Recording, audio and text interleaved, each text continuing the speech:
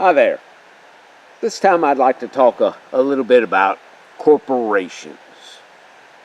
Now, in some of my other videos, I declare that the government of the United States has been stolen from we the people by cabals of corporations and clubs of aristocracies.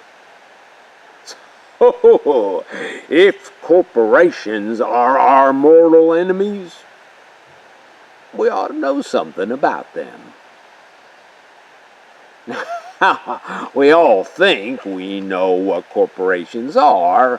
All of us alive today have grown up in a world where corporations exist and where corporations dominate the economy. Some of us may believe that corporations are godlike figures which emerged inexorably from the development of something that we call corporate capitalism, the capitalist system. And if you believe the propaganda, the capitalist system is the main reason for America's success.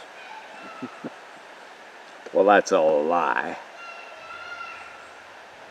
Corporations actually are non-human entities which engage in business, financial matters, and other activities similar to human beings.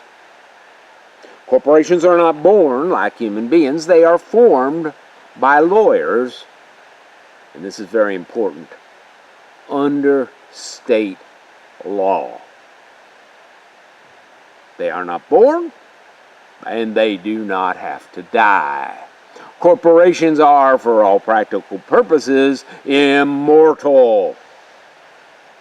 They're also amoral.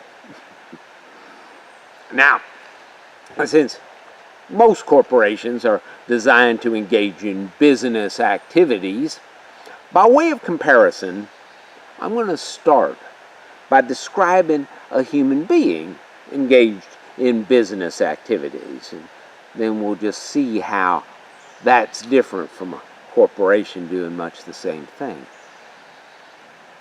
My grandfather was born around about 1890, and he was endowed by his creator with certain unalienable rights as a human being. He operated and owned a general store in a small rural community. He bought goods with his own money and sold them to the citizens of the community and the farmers from around the area. The business was successful, and he lived a good life. Now, if the store had not been successful, he would have had to sell it and do something else to make a living. And of course, if the proceeds of that sale had not been sufficient to cover his debts, he would have been liable to pay off anything that he, as the proprietor of this business, had borrowed. My grandfather was a human being, and as such, he lived by a moral code. He did his best to do unto others as he would have them do unto him. He loved his neighbors as best he could. He honored his God, and he cared for those less fortunate. During the Great Depression of the 1930s, when customers had no funds, he offered them credit. And when some of those customers were unable to pay him back, he forgave them, and he continued to love them, and he continued to do business with them because they were his neighbors and his fellow human beings. My grandfather was a human being engaged in business. Now let's look at a corporation engaged in business. Well, corporations, as I said, are not born. They are formed by lawyers under state law.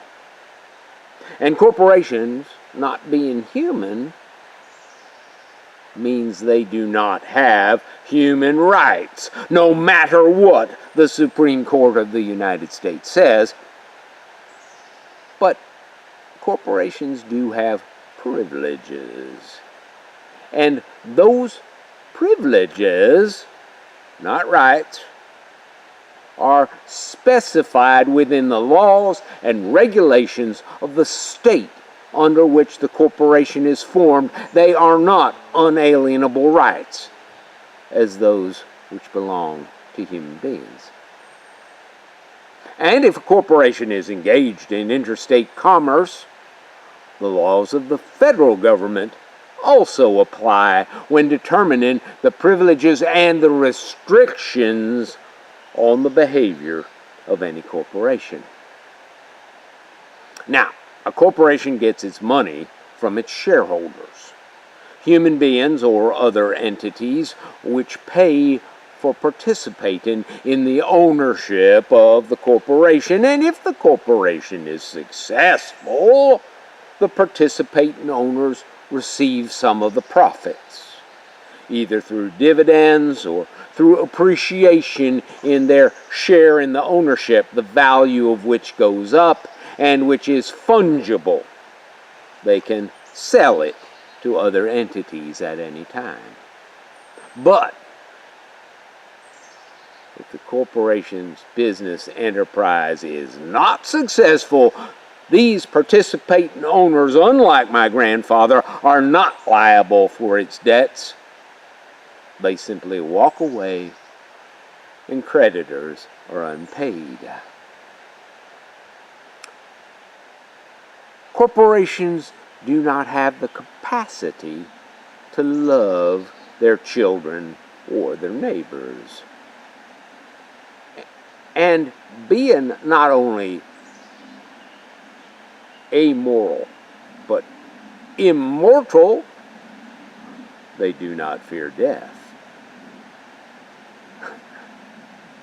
So, what are the constraints upon the behavior of corporations?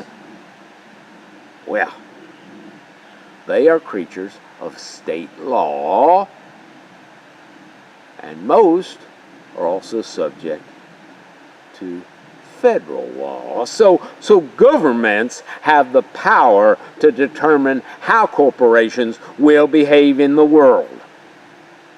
They have no morality like human beings, but they are normally constrained in their behavior by the governments who create and regulate them.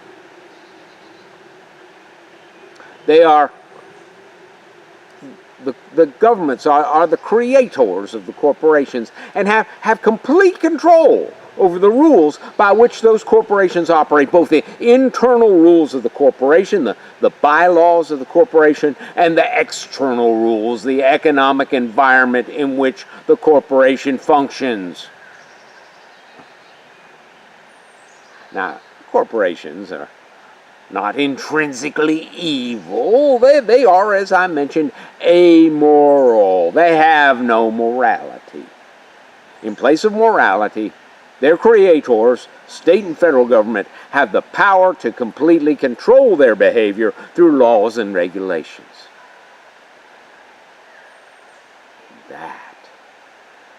That is why corporations, in partnership with aristocracies, have put forth so much energy and determined, well-funded effort to take over our government. These amoral entities are attempting to remove any constraints to their behavior. And they have come very close to total success. It is time to restore the proper balance of power within our nation, and for that matter, within the world. Corporations must be made subject to government power, and government must be returned to its function of securing the unalienable rights of human beings. Government of the people, by the politicians, for the cabals of corporations and wealthy aristocracies must be replaced. Well, thank you all for your attention. I hope you've enjoyed it. I hope it has been helpful. And I hope you'll join me again sometime.